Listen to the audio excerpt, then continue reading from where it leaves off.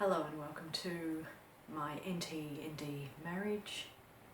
There was a favour I did for somebody that tipped him over the edge.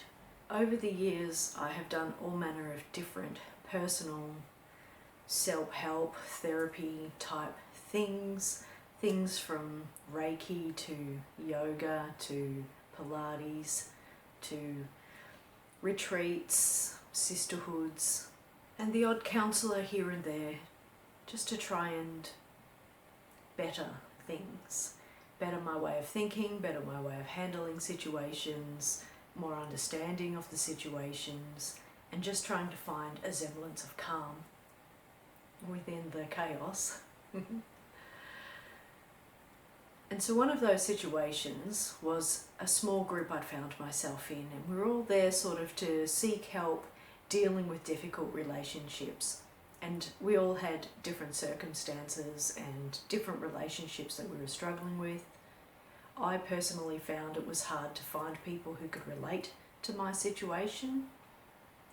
A lot of the feedback was, you've chosen him and you chose him for a reason, and your actions and reactions teach him how to treat you. And I remember thinking, well, I'm pretty sure that the message I'm teaching is behave yourself and put your manners back in. Nonetheless, the behaviours persisted and I kept with my same reactions. But that's not the point of the group. The point of the group was, the story, is that one of the women there had put out a communal announcement asking the members, I know it's short notice, there's very little chance, but I've got this thing on this weekend and I need somebody to mind my children. And I responded and said, absolutely, I'll do it if you accept me, you don't mind. Because obviously this is her children, she's got to, feel comfortable with the person that she's put them with. Anyway, she says yes, she trusts me, this is good, I've got numerous children of my own, and it's all sorted. I am feeling pleased with my, offering to help somebody. Felt good to be able to give back to somebody. Last minute she desperately needs a babysitter. And of course I come home and talk to hubby about it, and anybody would think that I'd asked him to cut off his left nad and feed it to the dog. Obviously I exaggerate, but damn if he wasn't cross, annoyed, angry, spit and chips. What else is there? Off his rocker, going off his rocker, frog in his sock. He was really angry. He went straight into attack mode, defense mode, every mode. And it was like, this barrage of all the ways it could go wrong, all of the reasons I shouldn't have said yes. And what else was there? All of the, when things get in your way. Kind of like all of the space they were going to take up, all of the needs they were going to have.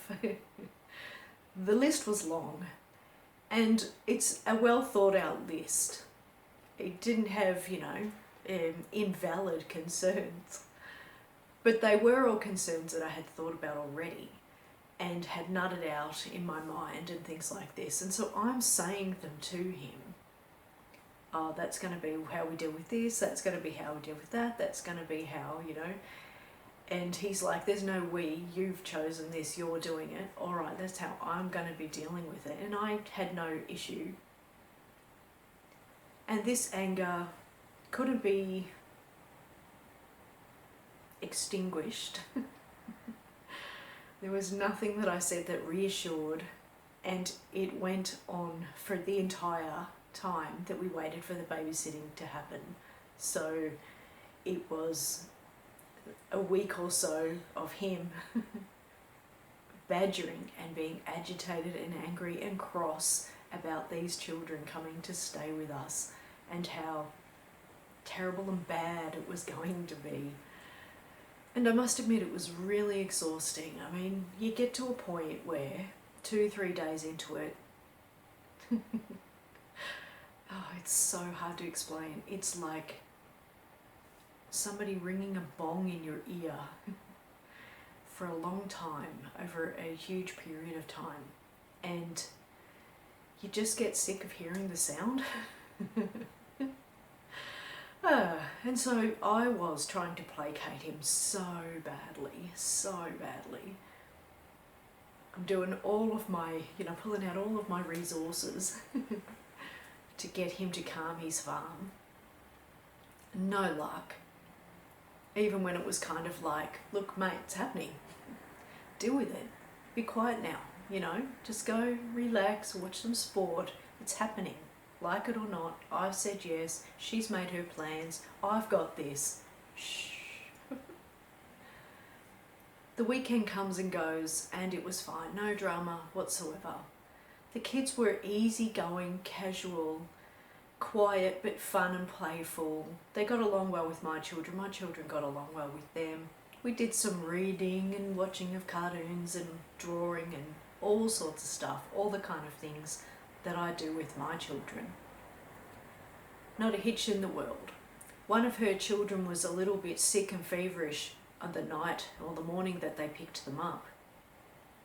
And we kept an eye on him, gave him water and, just made sure he was okay.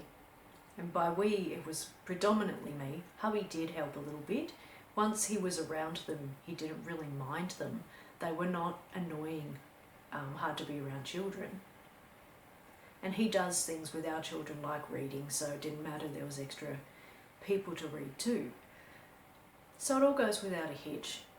She comes and picks up her children with her partner and not a care in the world. For her it was just this wonderful thing that somebody had done for her, this great favour.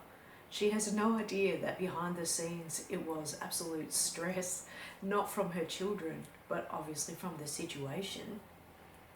And I did my damnedest to make sure his stress didn't affect the children or the situation, which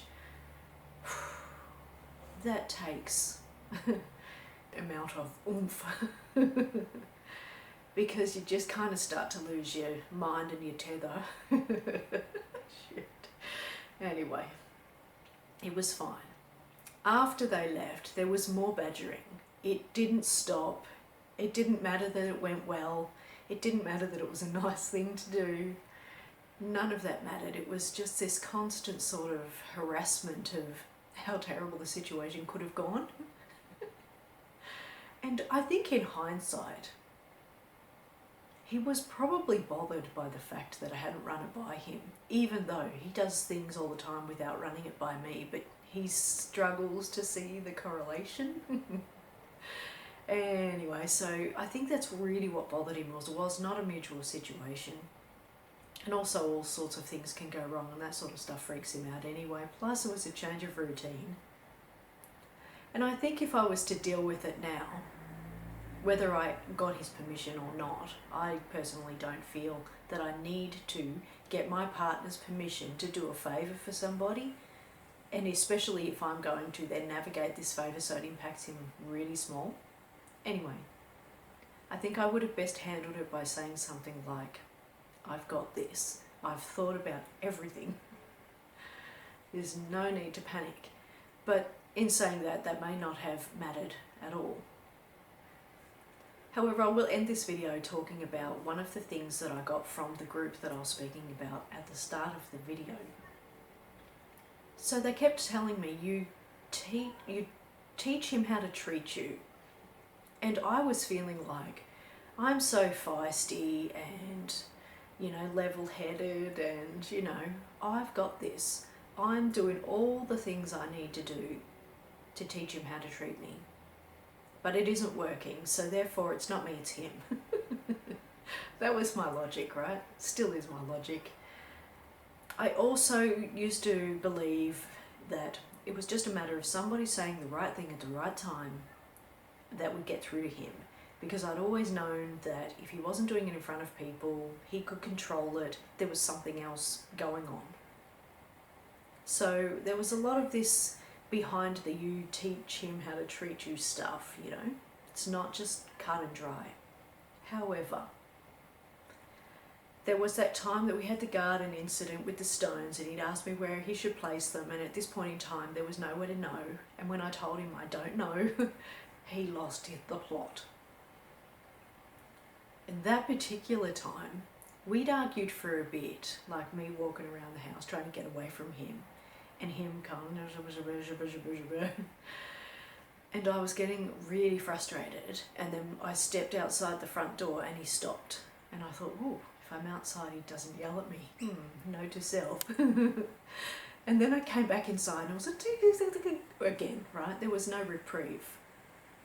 And I was, again, trying to pull out all the punches and tell him all the things I needed to tell him in order to calm him down, and it wasn't working.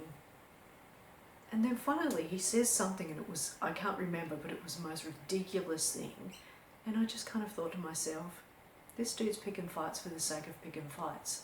It's almost like he's picking a fight that he wants to be right about so that he can yell me into submission and then feel good about being right. It was kind of like that. And I just started laughing. I just thought, this is absurd. This is just a really, really silly, foolish, dumb, idiotic situation we're finding ourselves in. How trivial. Who cares? What the hell? And so I just started laughing. I just thought, you know, madness. And he stopped speaking and looked at me and he goes, what's so funny? And I said, this situation is absurd. And then I walked off, and I think that's how it ended. But I was like, this is just madness. So anyway, the point is, I started to realise that, well, firstly I started to realise that he was picking trivial fights, and why am I even engaging in them? I suppose that is, teach him how to treat you, because I stopped engaging. I just thought, this is just so silly. He did yell and crap on her for years more, but I did start to give different answers, like, you know, will this matter when you're 90?